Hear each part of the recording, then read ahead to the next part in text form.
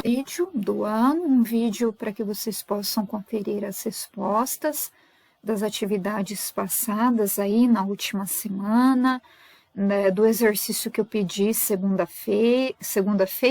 quarta-feira, né? Segunda-feira não houve aula, começamos essa semana na quarta. Mas antes de mostrar aqui a correção para vocês, eu quero fazer um breve comentário sobre, né, o assunto deste capítulo, que é o texto teatral. Turma, o texto teatral, ele faz parte do gênero narrativo.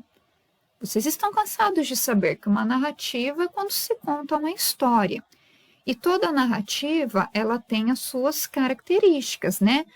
Todo texto narrativo, ele tem os seus elementos e os seus momentos. Quais são os elementos de uma narrativa? Vamos recordar. Os elementos são, toda narrativa tem um narrador, tem personagens, tem o tempo, tem o espaço, que é o lugar, e os acontecimentos, né, que é o enredo. Se lembram disso tudo? E quais são os momentos de uma narrativa?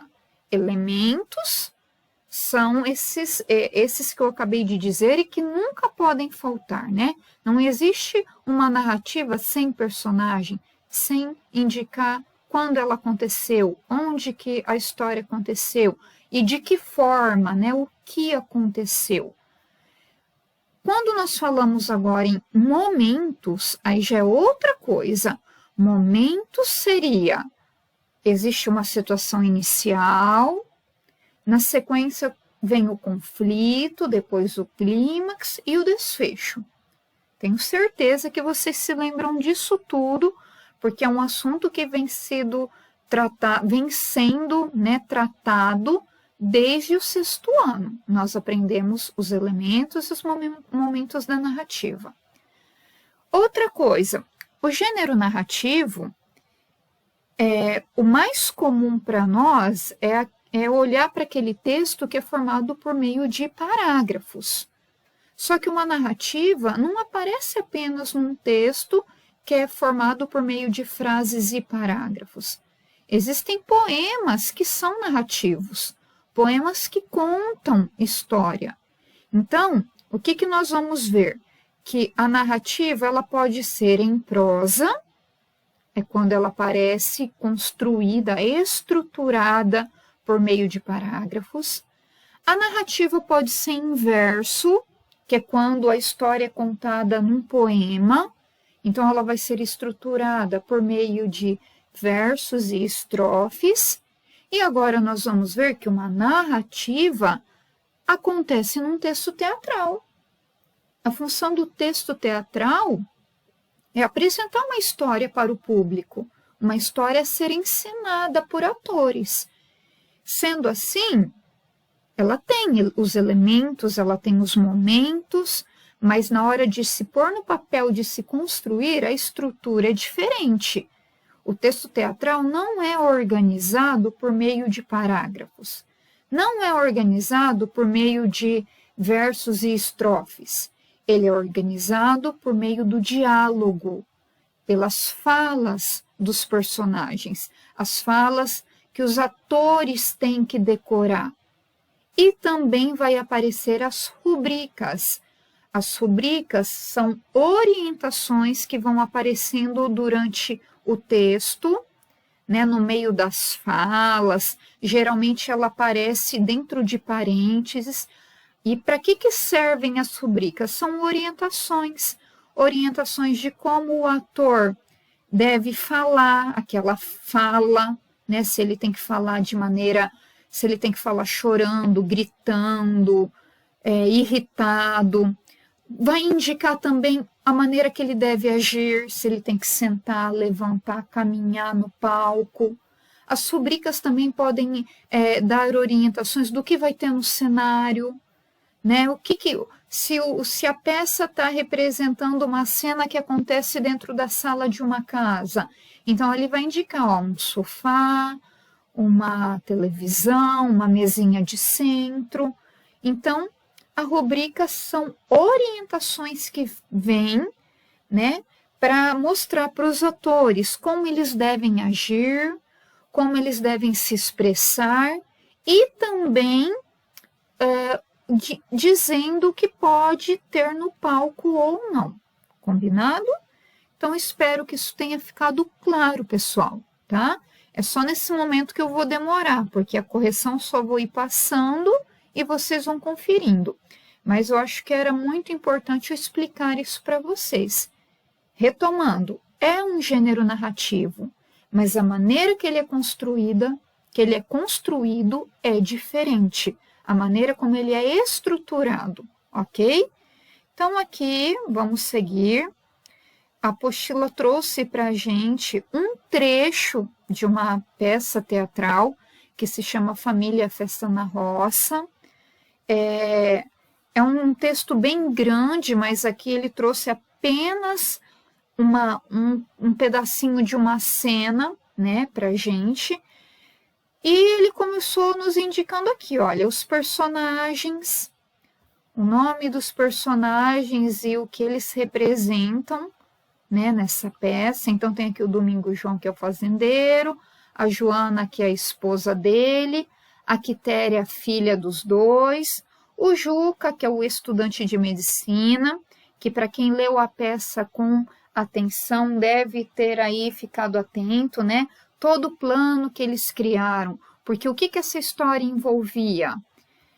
O Domingo João era um fazendeiro que estava lá meio falido, então a intenção dele era casar a filha com um bom pretendente, a Quitéria. Quem que era o bom pretendente para ele que ele julgava? O Antônio do Paudalho, porque ele tinha lá um sítio com alguns escravos, então ele falava, bom, esse cara tem uma situação boa, vou casar a minha filha com ele. Só que a Quitéria, que é a filha, ela era apaixonada pelo Juca e o Juca por ela.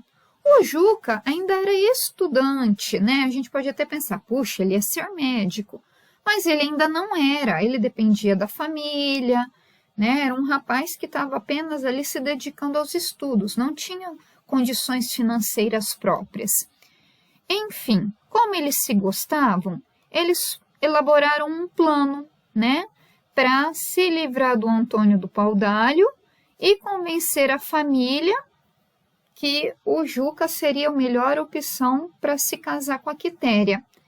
Aparece também nessa cena que a gente vai ver a Angélica, que é uma curandeira, e o Nascinho, que é o irmão, né? Ele é filho do Domingo João, é o irmão da Quitéria. E aí, no desenrolar, lendo a peça, o que a gente viu? Eles elaboraram todo um plano, que o Juca falou, olha, Quitéria, você vai fingir que está doente, eu vou chegar lá, nós vamos fazer, né, toda uma cena ali para todo mundo acreditar, e deu certo.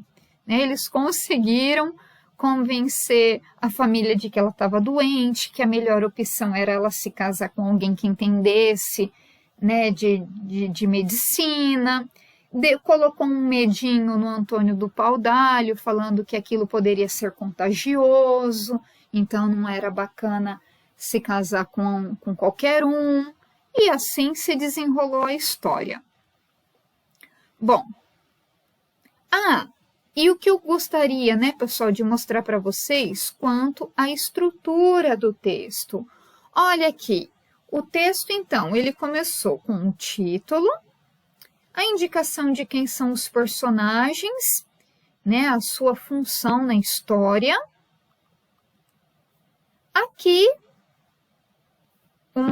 mostrando o que deveria aparecer no cenário. Então, o teatro representa uma sala da casa de roça, mesquinhamente mobiliada com mesa e cadeiras de pau. Isso aqui já pode ser considerado uma certa rubrica, né? Uma indicação do que teria no palco. E aqui uma das cenas, olha que é a cena 13, né? Quer dizer, uma peça longa, pegou só essa ceninha para exemplificar para a gente. E olha só, entra a Juca correndo seguido de Inacinho. E olha como ele é construído por meio das falas. Sempre o nome do personagem e a fala. o nome do personagem e a fala. Isso aqui é um roteiro, gente. Imagina dando esse texto na mão dos atores. Os atores têm que ficar seguindo, né, o momento que eles têm que falar, eles têm que decorar as falas. E eles não têm que decorar as falas de todos os personagens, apenas do seu personagem. Por isso que é tão importante ter o nome para o ator ir se orientando. Então, a atriz que faz a Joana, ela vai ficar sempre de olho nos momentos em que aparece o seu nome, né? Ela tem que decorar as suas falas.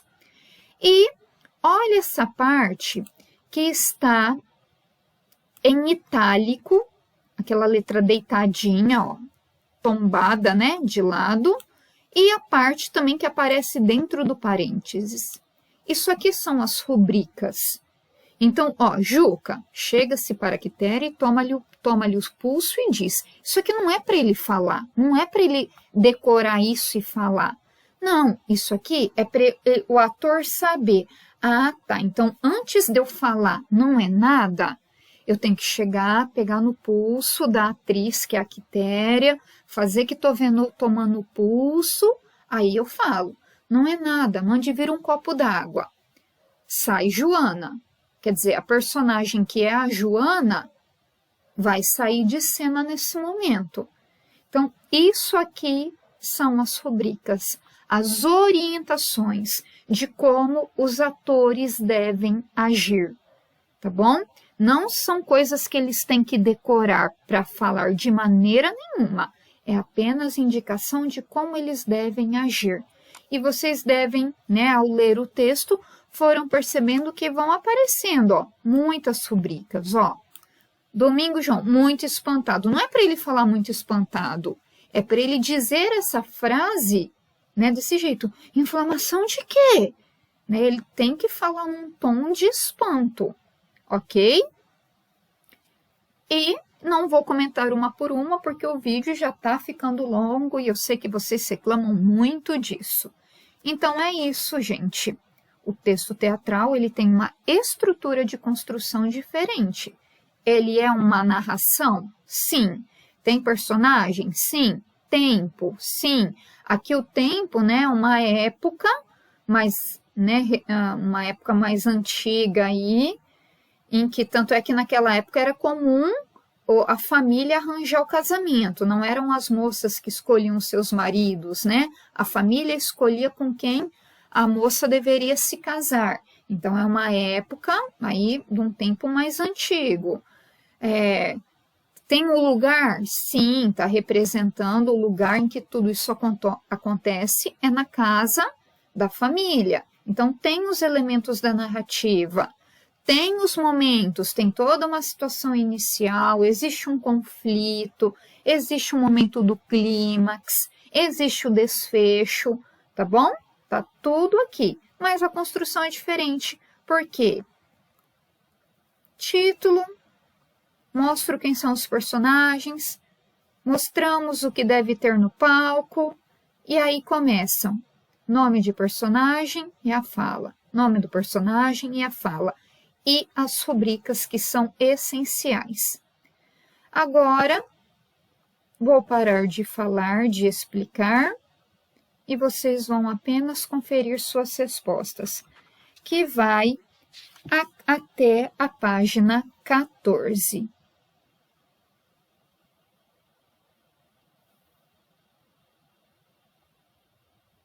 Parem o vídeo para dar tempo de conferir.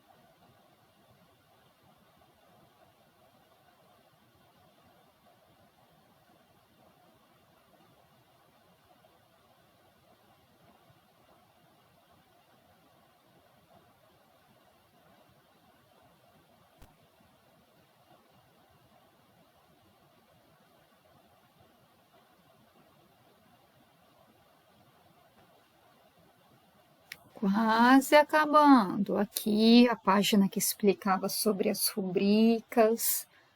Espero que vocês tenham lido, grifado.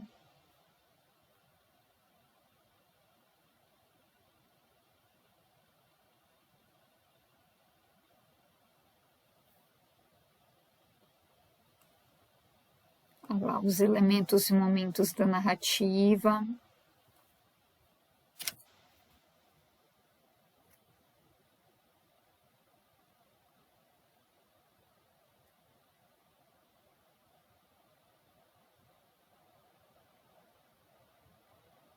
E agora a última página, 14.